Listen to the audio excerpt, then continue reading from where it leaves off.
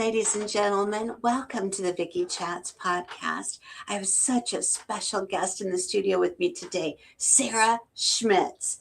Yes, we're joined by someone who is passionate about helping people reclaim their lives and reminding our community that recovery is always possible.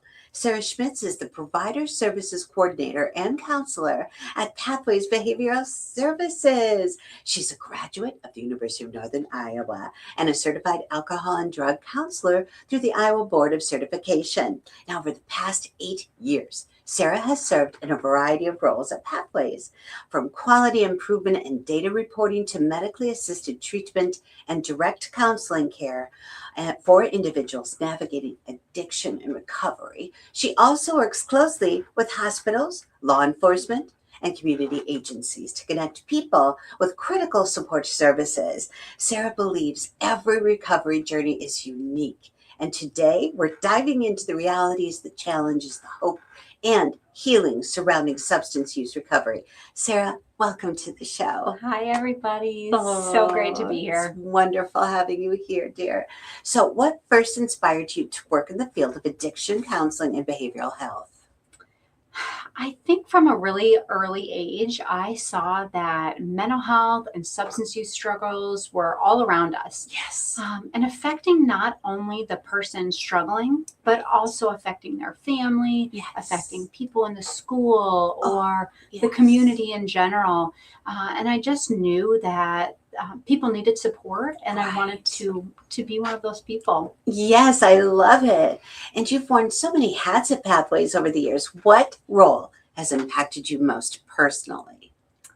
Great question. Mhm. When I first started at Pathways, I did a group, an evening group that was 3 hours a group, Wow. 3 times a week. Oh my gosh. So people are there a lot. Oh, it's beautiful. They're coming almost every night. Yeah. And what I loved is that they showed up. Wow. We didn't hear excuses about why we couldn't come to group, Yes, of course. but we just saw folks that were diving in, working on their goals, Yes. supporting each other in Yes. group. And another part of that is I just think there's a really magical thing about people coming together, going through similar things, but at the same time. And they can really talk, support each other. And it's just a whole new support that you might get outside of counseling itself. So it made a huge impact on me. Yes. Definitely made me want to stay at Pathways and work with clients. And I would probably go back to those evenings because it was great. I love it. Yeah. So tell me, what are some of the misconceptions that people have about addiction and recovery?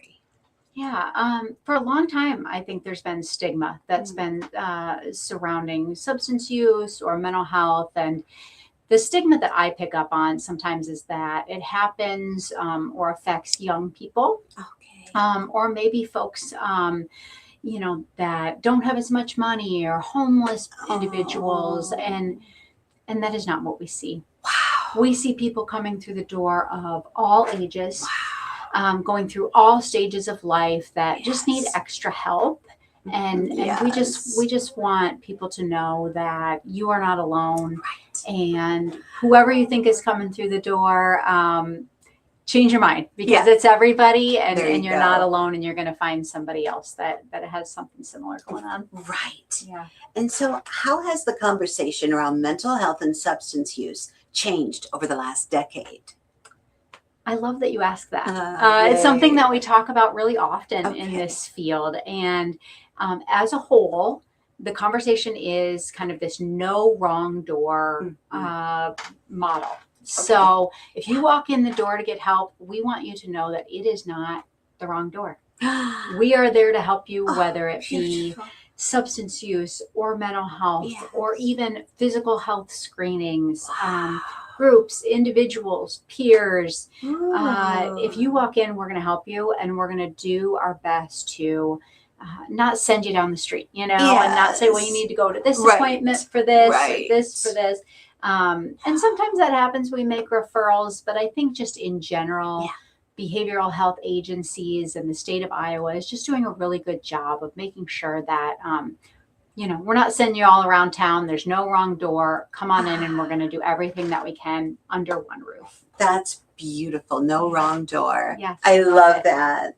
So tell me, what does recovery truly look like from your perspective? It's a big idea to wrap your mind around, but for me and seeing others go through it, it really is a full lifestyle change. It's something that we have to keep in mind daily when we wake up in the morning to the time that we go to bed, that there's going to be challenges, Yes. especially early on. Yes. Those challenges lessen a little bit as we gain our momentum and we gain strength, but we really have to remember that this is a lifestyle change, and wanting the best for ourselves means every decision has to have a little bit more thought, but we get there. Yes. We truly do. We make those decisions. We see the outcomes, and that lifestyle change just kind of progresses over years, and so rewarding over time. Yes. Oh my gosh. So can you please explain how medically assisted treatment works and why it can be such an important tool for some individuals? Yeah, so we call medically assisted treatment MAT sometimes, if anyone ever hears that term. Nice. And what it means is that it's medically assisted treatment for counseling. So if someone's coming in for counseling and they're having troubles with withdrawal symptoms, they've been using a substance for a while, they stop using, and all of a sudden they're not feeling the best. Some people get tremors with their hands. It's really hard to focus on mental health when we're so distracted by not feeling well or physical health. So medications can help with just kind of tame those withdrawal symptoms or help with cravings, and so that people can really dive into the mental health portion of it. So we have a clinic right there on site. We partner with UCS out of Des Moines. Those medications are available, and it's not for everyone, but it can help a lot of folks. So if it's something that anyone wants to learn more about, ask about MAT. Google MAT, medically assisted treatment, and you can get more information about that being part of recovery. Nice. And what are some early warning signs that someone may need help with substance abuse? Some early warning signs. It looks different for everyone, but sometimes we see avoidance with family and friends. Something's going on kind of in the background, and maybe they're avoiding phone calls or family functions or work even, because they just have more going on. So avoidance, or maybe not always telling the whole truth. Sometimes substance use comes with interacting with people that we wouldn't normally interact with, or spending money in ways that we wouldn't normally spend money. So some of that avoidance, or maybe just not telling the whole truth, or as I mentioned earlier, not feeling well. Their body's going through a lot, and if you notice someone isn't feeling well often, and some of those other things are following, maybe there's more going on there. Wow. So what advice would you give family members who want to support a loved one struggling with addiction? I think that it's really important to know that every journey is different. Everybody's process looks different, and to be patient. We always want the best for our family members, and we think, okay, go get treatment and everything's going to be great, right? But for some people, it just takes longer to kind of tackle that acceptance piece, or they need a little, just that extra group that really helps them. So every journey is different, and an individual has to want to change. They have to have the will there for themselves. Exactly. And tell me, what services does Pathways offer that people may not realize are available locally? We've got a few that we've been offering for a while, and we just want to shout it out there. But one of the big ones we call open access, which means our doors are open to anyone wanting help without an appointment. Beautiful. Yes, we primarily do that with evaluations. So if someone makes the decision that they want change, it's hard to call and hear that an appointment is so many days out or next week, and the momentum is there now. So we open our doors. We're open for evaluations during all of our business hours. So we're there Monday through Thursday, 8 through 4 doing those evaluations. Friday in the morning, 8 to 11. come on in. Yeah. We do prioritize a little bit, but we're there to see you regardless of an appointment, and we are there to see you regardless of whether you have insurance, no insurance, Medicaid, cash on hand. We don't turn anyone away due to inability to pay. So we just want folks to know that if you need help, walk on in. We're going to make that happen for you. A few other exciting things that we do. I talked about the medically assisted treatment. Yes. So there's a clinic there on site, which it's a small clinic. Not everyone knows, but there we are. We also have what we call a wellness and recovery center, which means it's kind of a hangout spot. Yeah.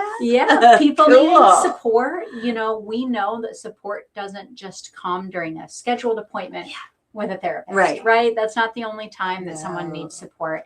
We have a wellness and recovery center for our main office on University. It's on Wednesdays. All day. Nice. We've kind of converted our basement into, it's got couches, it's got a coffee machine, art projects. We even have a couple therapy dogs that stop by and see us. You don't even have to be a client.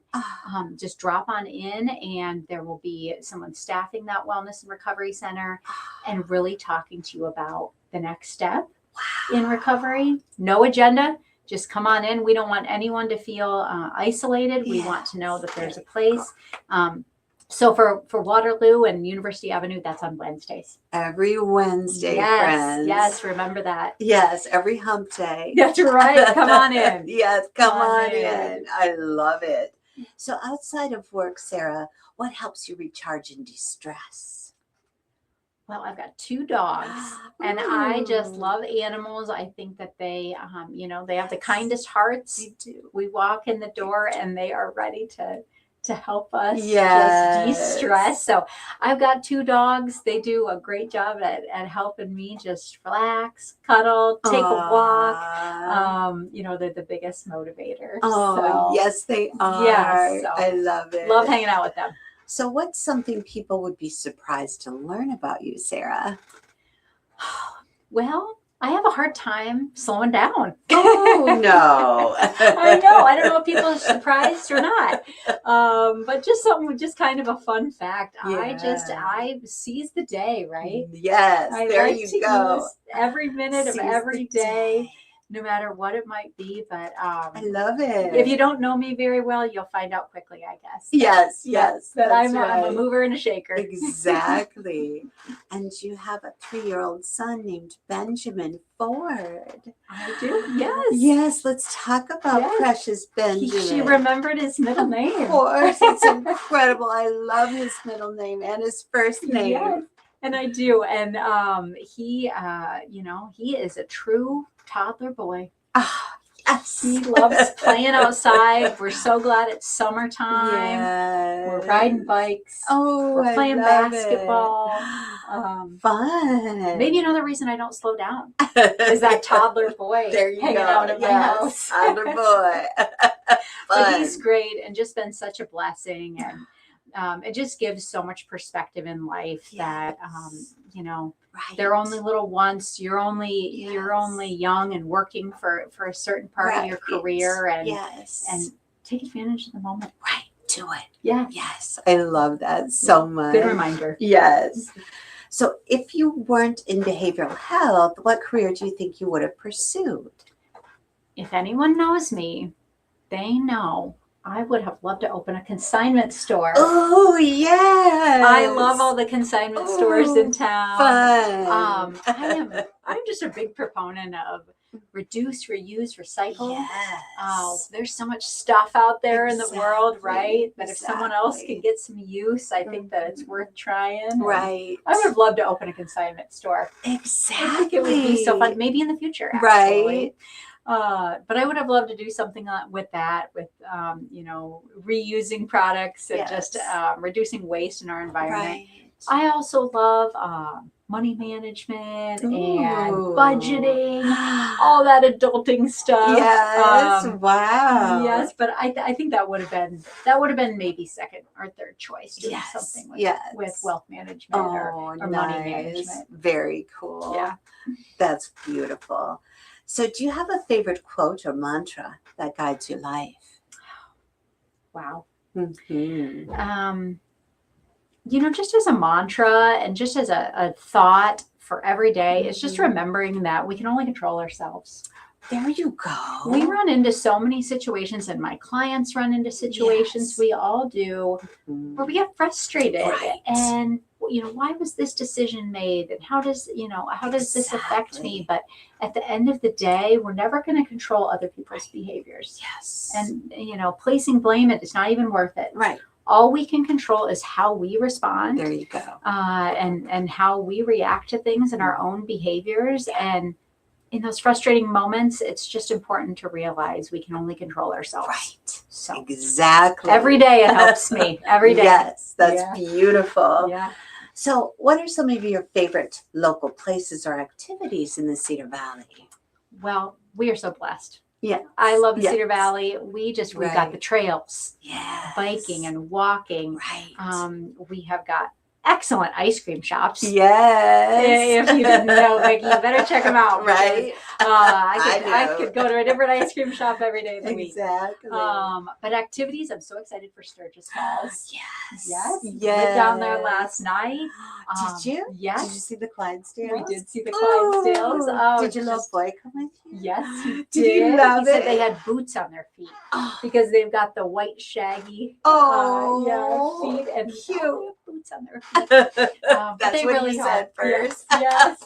They're That's just so cute. majestic, and they're just the way that they majestic. come down the street, and just Sturgis Falls in general does a great job of putting on events for everyone, kids, adults. The parade is awesome. We're looking forward to that. Yay. So, Wave at me. I'll be looking for I you. will. Yes. Busy weekend in Cedar Falls, but I just love coming together as a community like that and running into folks or meeting new people, and just seeing how the community puts on such a wonderful event. Yes, so looking isn't it forward beautiful? to it. Yes, I It's gonna be love fun. it. I love it.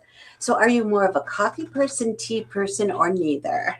I am coffee all the way. Yes, same. Yes, I drink it all morning, whether I want to or not. And the great coffee shops in Cedar Valley too. Yes. So I am a coffee person. Maybe someday I will venture into the tea world. Yes, maybe someday. I'm not there yet. So, do you prefer coffee black, or do you put cream and sugar? I gotta have a little creamer. Nice. I gotta have a little creamer. I did black for a long time, and I thought, I'm not gonna get into all the sugary stuff. And then I thought, life is too short. Right. I'm gonna be fun with it. So gotta have a little something. That's cute. I love it. So, what's a book, podcast, or movie that has really stayed with you? Another great question. Nice. I'm going to choose a movie, and I'm going to say Forrest Gump. Yes, I love Forrest Gump. It's, it goes through different stages of his life, which I just think is memorable, that they start out as a kid and his challenges, but also those, they bring in that he met Elvis. But I think the meaning is that we all have these memorable stages of life, and they change us and they help us grow. And I think that movie did a great job of just a really genuine person going through the stages of life, and he was just so committed to being a good person. There you go. And I don't think you can deny that. So great movie. It's always stuck with me. Oh, and my eldest son, I think you probably know Dr. Jared Smith, superintendent of schools. I do. Okay, so when he was really into movie making, he loved Forrest Gump. He made his own rendition of Forrest Gump, and with all his friends and my other children, and they used toys to do all the scenes. Oh my gosh. Isn't that cool? That's impressive.